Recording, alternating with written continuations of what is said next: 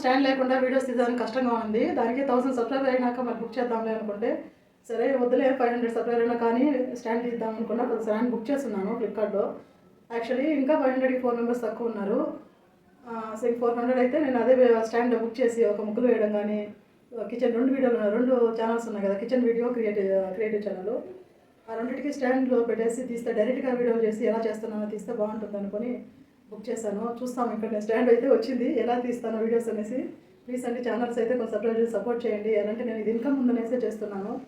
Middle class family ఏం చేయలేకపోతున్నాము, ఏదైనా చేద్దామనేసి చేస్తున్నాను. సపోర్ట్ చేయండి. స్టాండ్ అయితే